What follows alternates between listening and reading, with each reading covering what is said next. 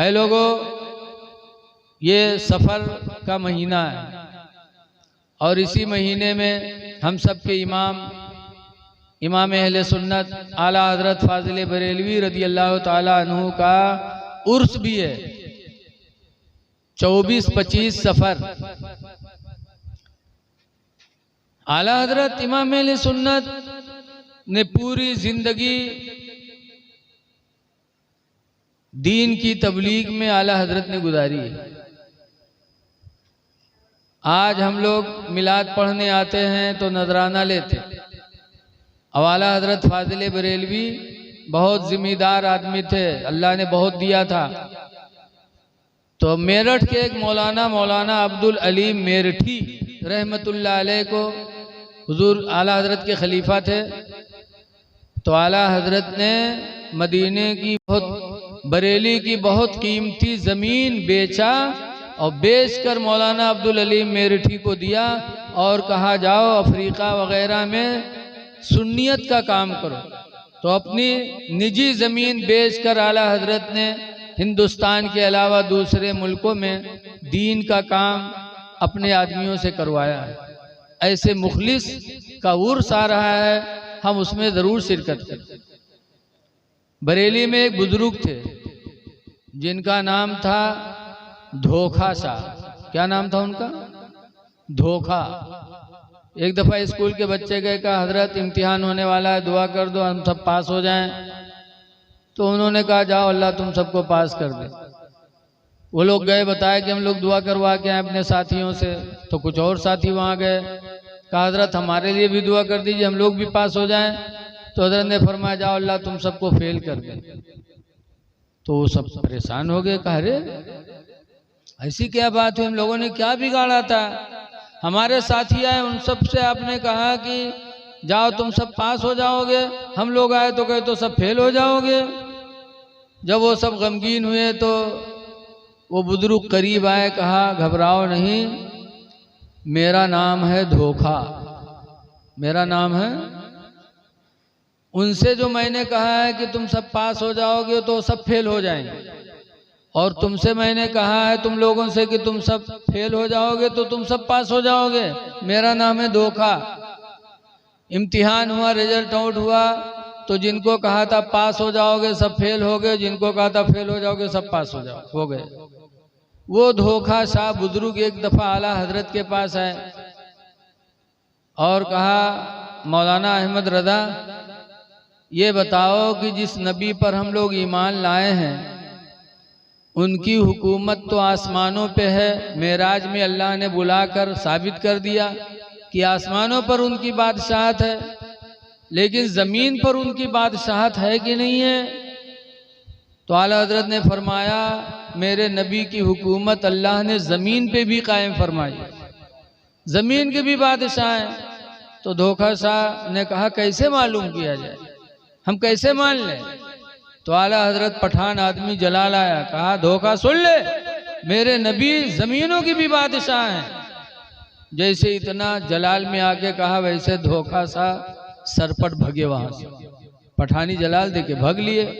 जब भागे तो आला हज़रत के छोटे लड़के, आला हज़रत के एक ही लड़के थे मुफ्ती आदम, बहुत छोटे थे, छत पे खेल रहे थे, धमाक से ज़मीन पे गिर गए। जब ज़मीन पे गिरे तो आला हज़रत की बीवी नाराज़ होने लगी, कहा आपका मामला अच्छा नहीं है, आप तो पठानी जलाल में आ जाते हैं। देखो अभी एक बुजुर्ग आए थे, उनसे तुमने गुस्से में बात किया, अल्लाह नाराज़ हो गया, मेरे बच्चे को ज़मीन छत से ज़मीन पे गिरा दिया। आप तो ऐसे जलाल दिखाया करते हैं। आला हज़रत फरमाते हैं सुनो, मेरा बच्चा गिरा ज़रूर है, लेकिन ज़मीन ने मेरे बच्चे को चोट नहीं पहुंचाई। जब मुफ्ती आदम छोटे थे उठाया गया तो हज़रत मुफ्ती आदम के लबों पे मुस्कुराहट थी, बचपन में कोई चोट नहीं लगी थी। इतने में धोखा शाह फिर आ गया। अवाए कहने लगे मौलाना अहमद रज़ा, मुझे यकीन हो गया, खुदा की कसम ज़मीन पर भी उस नबी की हुकूमत है कि अल्लाह ने तुम्हारे बेटे को छत से गिराया सिर्फ मुझे दिखाने के लिए कि धोखा तू देख ले, जिस नबी की बात तू करता उस नबी की हुकूमत ज़मीन पर भी। तो अल्हम्दुलिल्लाह आला हजरत ने नबी की जिंदगी भर तारीफ किया है और उसी तारीफ का सिला मिला है कि आज एक ज़माना गुजर गया, 100 साल से ज़्यादा हो गए, लेकिन अल्हम्दुलिल्लाह आला हजरत की याद हर जगह हो रही है। इसलिए लोगों, आला हजरत के उर्स में जाओ, उर्सों में शिरकत करो। आज कुछ लोग हैं जो कब्रों पे जाने से मना करते हैं कि कब्र पे जाने से क्या फायदा, जाने वाले को कब्र पुज्जा कहते हैं।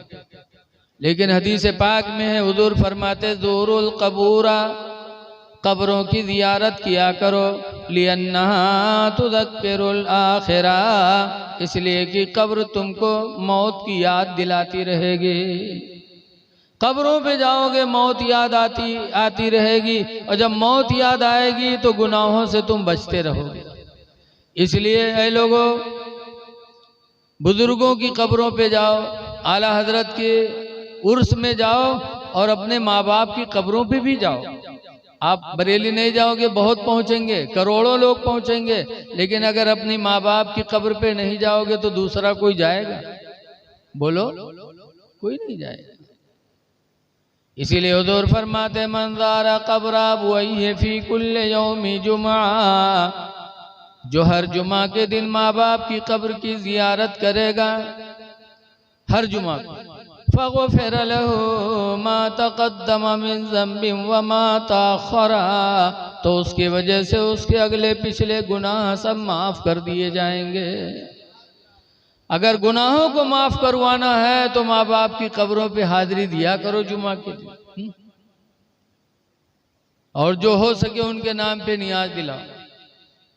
बहुत से लोग कहते हैं नियाज का खाना नहीं खाना चाहिए, लेकिन अगर कोई है मुस्तहिक तो उसको दे दो, लेकिन अगर कोई नहीं है तो खुद खा सकते हो। अगर कोई गरीब नहीं है तो नियाज का खाना भी खुद खा सकते हो। लेकिन आज बहुत से लोग कहते हैं पकाओ खाए लो, हो गया फातिहा, कोई जरूरी है सामने रख के फातिहा करो। हमारे यहाँ खन्नापुरवा में एक बाबा रहे, झुठारी बाबा, पुलिया के पास, इंतकाल करके अल्लाह उनकी मग़फ़िरत फरमाए। झूठ बहुत बोलत रहे तो गांव वाले उनका नाम रख दिन झुठारी बाबा। तो हमारे गांव में यहाँ कुछ गड़बड़ लोग हैं जो कहते हैं कि सामने रखकर फातिहा करने की क्या ज़रूरत है। वे लोग पहुंचे झुठारी बाबा के पास, कहें झुठारी बाबा ये बताओ कि सामने खाना रख के फातिहा करा तो ये खाना का कब्र में पहुंचत है का? तो झुठारी बाबा कहें हाँ भैया रखा थे तो पहुंचते हुए। तो कहें तो पहुंचत हुई तो खाते हुई। तो झुठारी बाबा कहें हाँ भैया जब पहुंचे तो खईबे करी हैं।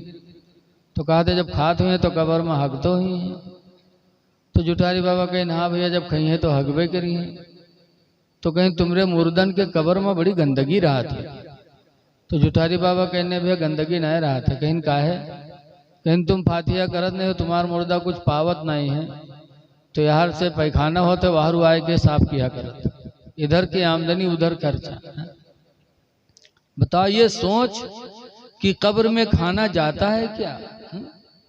आज बशारत ने इतना बड़ा खाना बनवाया खिलाया, तो हम भी जानते हैं ये खाना कब्र में नहीं जाता, ना अल्लाह के यहाँ जाता।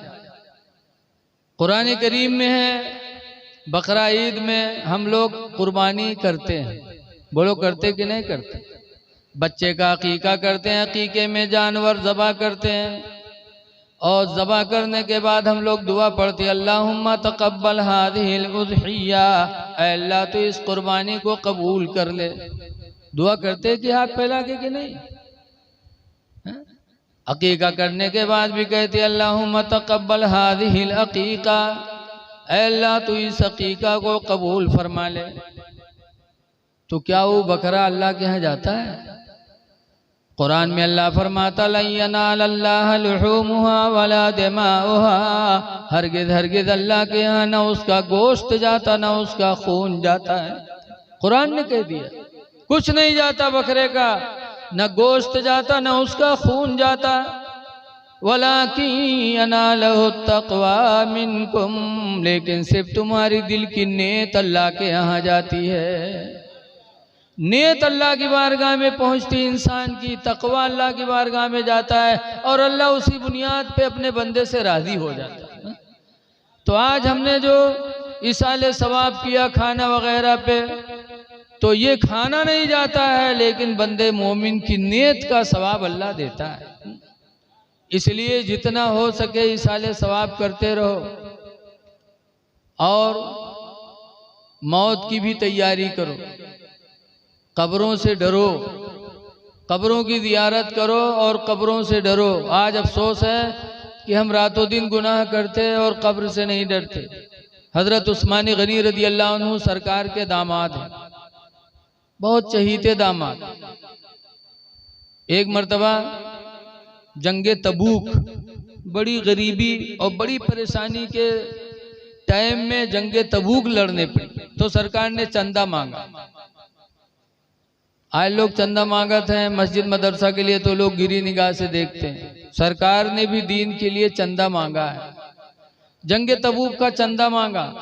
तो हजरत उस्मान गनी ने सोने की अशरफियां इतनी ला करके ढेर लगा दिया सरकार के सामने। बहुत मालदार थे उस्मान, इतने ढेर लगा दिया जैसे गेहूं धान का ढेर लगता है। तो सरकार उसमें ऐसे हाथ डालते थे और कहते थे, उस्मान अब कुछ भी करें, उस्मान अब कुछ भी करें, उस्मान अब कुछ भी करें।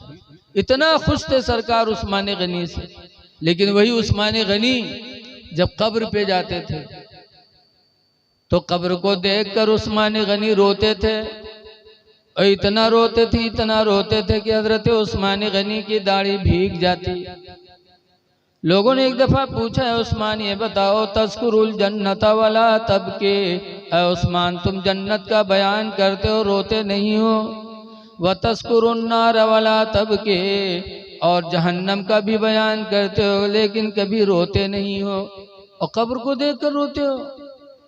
तो हजरत उस्मान गनी ने कहा था कि कब्र को देखकर क्यों न रो, मेरे नबी ने इसी कब्र के बारे में फरमाया है, अल कब्र अव्वलु मंजिलुम मिन मनाजिलिल आखिरा, कि कब्र आखिरत की मंजिलों में सबसे पहली मंजिल है। मेरे नबी ने फरमाया कि कब्र आखिरत की मंजिलों में सबसे पहली मंजिल है। इस मंजिल में जो कामयाब हो जाएगा आखिरत की सारी मंजिलें उसके लिए अल्लाह ताला आसान फरमा देगा। तो मैं डरता हूँ कि खुदा जाने आखिरत की इस पहली मंजिल में कामयाबी मिले कि न मिले।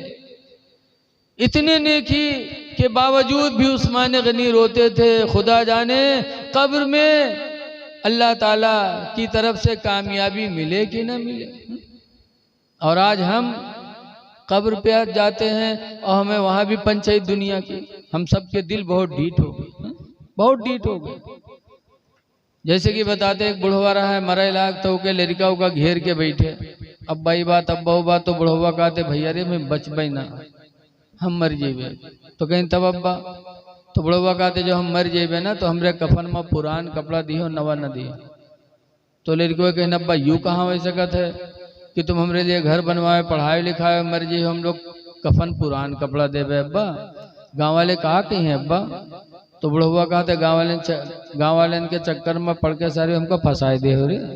कहीं का है अब्बा, कहने रे पुरान कपड़ा में लपेट के रखे हो कब्र में, ताकि मुनकर नकीर हिसाब ले आई हैं, देखिए कफन पुरान। तो कहीं तो बहुत पहले मर चुका हुई के हिसाब हो गए, छोड़ो।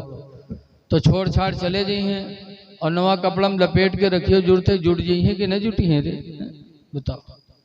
ऐसे ऐसे दलाल पड़े हैं कि जिंदगी में तो दलाली करवे कि मरे के बाद कब्रों में सोचे बैठे कि हूँ 420 कह के निकल जाइए।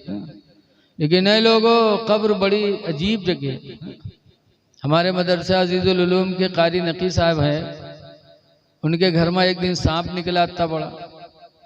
रात में बिटिया उठी देखी तो मार दी, और सपुआ बहेस नहीं। फजर टेम कारी साहब उठे तो उनके मेहरुआ चिल्लान, हाँ वहाँ ना हो साफ परा साफ परा। तो कारी साहब सुबह आए, कहे लागे मदरसा में हमसे, कहीं हजरत इतना बड़ा घर हमारा, ओमा इतना बड़ा सांप वहू मरा पड़ा, तो हूँ सवेरे खड़भड़ान घूमा जाए घर भर, और कब्र में यहाँ 3 जगह, और हुआ आई फेटरवा जब पुण्य से मारी तब कहाँ भाग लिया। तो हमने कहा बहुत वाक़ियतन ऐ लोगों, कब्र बड़ी अहम जगह है, कब्र से डरो, मौत की तैयारी करो, कब्र बहुत अहम है। इसीलिए आला हजरत इमाम अहले सुन्नत इतने बड़े मुजद्दिद होकर अपने पैगंबर की बारगाह में दुहाई करते हैं, या रसूल अल्लाह, खड़े हैं मुनकर नकीर सर पर, न कोई हामी न कोई आवर।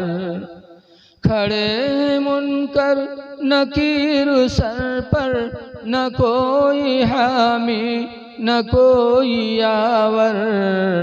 और बता दो आकर मेरे पैगंबर के सख्त मुश्किल जवाब में है।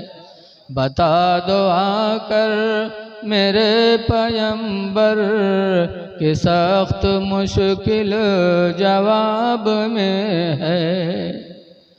हमारे आपके अमाल नामे क़यामत के दिन सब खुलेंगे।